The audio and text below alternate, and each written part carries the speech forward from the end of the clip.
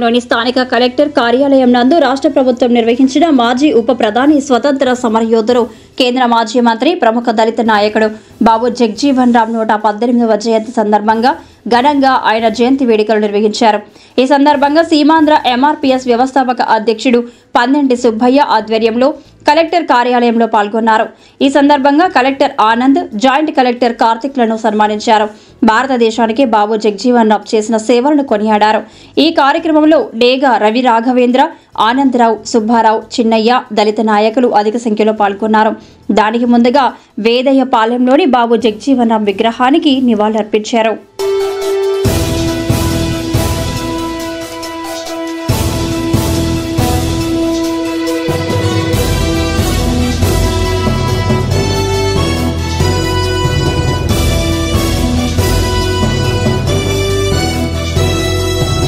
పెద్ద పండగ వాతావరణం డాక్టర్ బాబు జగజీవన్ రామ్ జయంతి సందర్భంగా బాబు జగజీవన్ రామ్ గారంటే స్వతంత్ర సమర యోధుడు, దళితులకి పక్షపాతి। ఈరోజు డాక్టర్ బిఆర్ అంబేద్కర్ రాసిన రాజ్యాంగం ఆ రోజు కూడా పార్లమెంట్ లో ఉండి ఆ చట్టాన్ని తీసుకొచ్చి ఎంతో పొందుపరిచిన విషయాలు కూడా ఈ రోజు అమలవుతున్నాయంటే బాబు జగజీవన్ రామ్ గారి పుణ్యమేనని మనం అందరూ కూడా ఒకసారి గుర్తు చేసుకోవాలి। ఎందువల్లంటే అతి చిన్న వయసులోనే ఎమ్మెల్యేగా అయిన దళితుల ఏకైక ఎమ్మెల్యేగా మన బాబు జగజీవన్ రామ్ గారికి దక్కుతుందని, అదేవిధంగా డాక్టర్ బాబు జగజీవన్ రామ్ గారు 50 సంవత్సరాలు పార్లమెంట్ లో ఉండి ఒకే నియోజకవర్గంలో 50 సంవత్సరాలు పార్లమెంట్ సభ్యుడిగా కొనసాగాడు।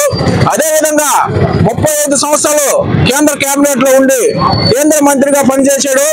అదేవిధంగా బాబు జగజీవన్ రామ్ గారు చేసిన కేబినెట్ మంత్రులన్నింటిలో కూడా ఈరోజు ఎస్సీ ఎస్టీ ఉద్యోగస్తులు ఉన్నారంటే ఆయన చేసిన ప్రతి ఒక్క శాఖలో కూడా ఎస్సీ ఎస్టీ ఉద్యోగస్తులు అందరూ కూడా ఈరోజు ఉద్యోగాలు పొంది ప్రశాంతంగా ఉన్నారంటే అది డాక్టర్ బాబు జగజీవన్ రామ్ గారిని ఒకసారి మనం గుర్తు చేసుకోవాలి। అలాంటి మహానుభావుడికి ఈరోజు నెల్లూరులో బాబు జగజీవన్ రామ్ భవనం శాశ్వతం భవనం లేకపోవడం చాలా దురదృష్టంగా మేము భావిస్తా ఉన్నాం। పోయిన కలెక్టర్ హరినారాయణ గారు బాబు జగజీవన్ రామ్ గారు తాత్కాలిక భవనం ఏర్పాటు చేశారు। ఆ భవనంలో కూడా ఎటువంటి వసతులు కూడా లేవు। అలాంటిది ఈ రోజు బాబు జగజీవన్ రామ్ గారి భవనం ఏర్పాటు చేసి అక్కడ ఎస్సీలు, మాదిగలు వివాహాలు, చిన్న చిన్న ఫంక్షన్లు ఏర్పాటు చేసుకునే విధంగా ఈ రోజు ప్రభుత్వం అదే విధంగా కలెక్టర్ గారి దృష్టికి కూడా తీసుకెళ్లడం జరిగింది।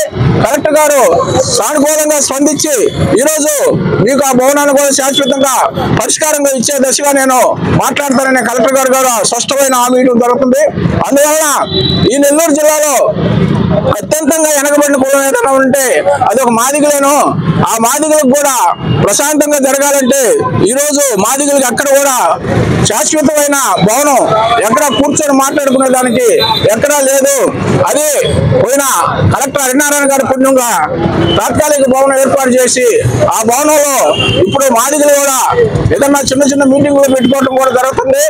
అందువలన బాబు జగజీవన్ రామ్ గారి ఆశయాలు సాధించాలంటే ఒక కమ్యూనిటీ హాల్ లాగా ఒక పెద్ద భవనం 1 ఎకరాలో బాబు జగజీవన్ రామ్ భవనం ఏర్పాటు చేసి అక్కడ మాదిగలు కూడా చిన్న చిన్న కార్యక్రమాలు ఏర్పాటు చేసే విధంగా ప్రభుత్వం చొరవ చూపాలని మేము తెలియజేస్తూ సెలవు తీసుకుంటాం।